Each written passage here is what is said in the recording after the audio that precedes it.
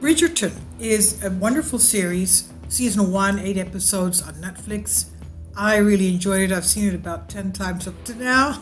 If you've seen it, you know why I've seen it up to 10 times up to now. Anyway, it's beautiful. The costumes are brilliant.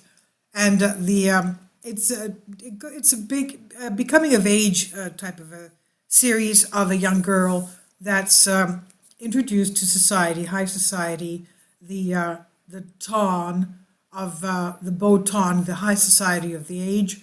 And these are the Featherington sisters that live across the street from the Bridgerton family.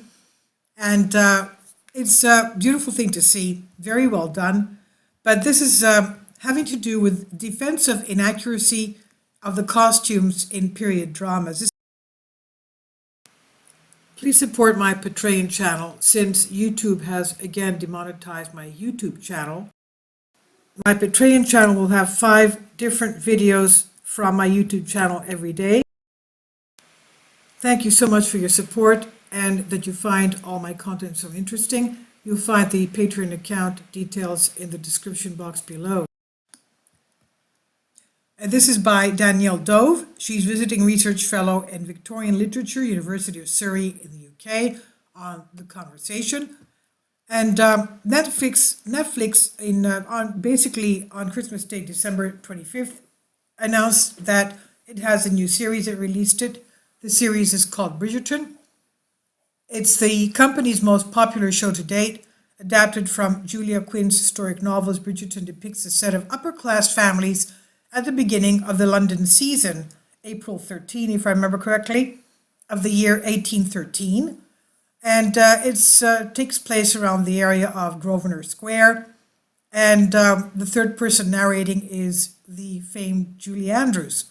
Now, the show captures audiences and critics alike, but not all the attention has been positive.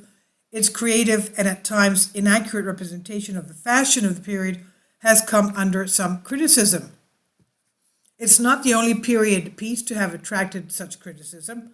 Netflix Enola Holmes, again a production of 2020, and Greta Gerwig's critically acclaimed adaptation of Louis May Alcott's novel Little Women, that was produced 2019, have also had the veracity of their historic costumes questioned. For some commentators, inaccurate costume choices can understandably detract from viewing pleasure, but artistic license that these shows take might actually be in keeping with 19th century novels, which occasionally adapted and idealized fictional fashions as well. Fashion faux pas. While Bridgerton gets a lot right in its portrayal of the Regency era and the Beau ton, its bold costume choices have been the subject of increasing debate. Created by American costume designer Ellen Mirojnick, the costumes, of which there were 7,500 pieces, unapologetically play with notions of historical accuracy. Although they largely adopt the long, flowing silhouette reminiscent of the 1810s, the brash colors, almost absurdly high waistlines, and other apparent inconsistencies in the gowns worn by the female characters raise questions among viewers about the legitimacy of these fashions. One article also aptly notes the fashion faux pas that Bridgerton makes in its inaccurate use of corsets. In one scene, for instance, Daphne Bridgerton's back is cut and bruised from her too tight corset, but Regency women would have worn a chemise, a linen undergarment, keeping their skin to prevent this from happening. Now, although Little Women's costume designer Jacqueline Durand won an Oscar for Best Costume Design, critics have argued that the award was undeserved. The film effectively uses temporal shifts to heighten emotional moments and render the familiar story new. Yet viewers have noted that the use of inaccurate silhouettes complicated such movements in time. There's no notable difference, for example, between the wide skirts the March sisters wear in childhood and the gowns they wear as adults, by which point the shape of the skirt would have changed significantly. Similarly, the costumes used in Enola Holmes, set in 1884, and based on Nancy Springer's young adult fiction, are a mixed match of styles from different eras, sparking confusion over the timeline of the tale. In one scene, two artificial cage crinolines hang in a shop window made of a series of steel hoops to expand a skirt. This type of crinoline appeared in June 1856 and had fallen out of fashion by the 1880s, in which the film is set. By then, shops would have been selling bustles, a padded undergarment at the back of a woman's dress used to add fullness. Anachronistic dress. By the anachronistic costuming of such productions has historical precedent. Some 19th century writers adopted fictional fashion to suit their own and their readers' tastes. One of the most obvious examples is William Makepeace Thackeray's novel Vanity Fair, which was first published serially between 1847 and 1848, and like Bridgerton, Vanity Fair mediates upon upper-class society, gossip, and issues of propriety in the first decades of the 19th century. Writing in the middle 19th century, Thackeray departs from the historical fashions of the Regency era, however, in favor of the fashion of his own time.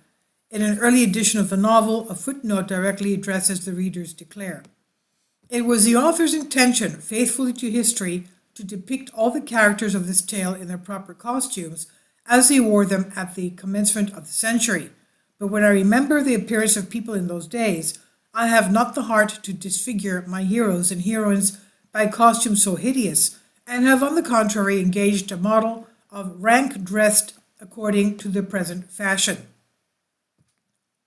Thackeray caricatures fashions of the early 1800s, the angular lines of men's hats and trousers, women's elongated bonnets, which mirrors the straight line of her dress, are supposed to exemplify hideous Regency fashions.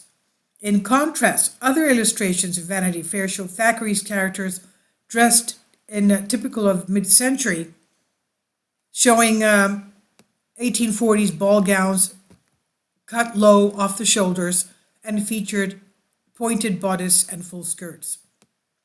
In addition, historian Al Hollander notes that Charlotte Bronte's Jane Eyre of 1847, the second edition of which was dedicated to Thackeray, likewise plays with the representation of historical fashion, though not as overt as Thackeray Jane Eyre, which is supposedly set at the beginning of the century, also evokes those same romantic clothes contemporary with its authorship. In this sense, just as costume dramas do today, some 19th century novels adopted, idealized, and even sexed up fictional fashions to suit the public taste. Okay, so I hope you get the chance, if you have Netflix. I'm sure most of you have seen this by now, Bridgerton. It's fantastic. It's a comedy, but it shows you how life at that time was, especially for the young women who didn't have much of a choice as to who they were married to. You know, it was basically a profitable arrangement. Anyway, I hope you like it. Thank you for your support, and I think this was well done. The costumes and the scenery, the cinematography was fantastic. Thank you for your support.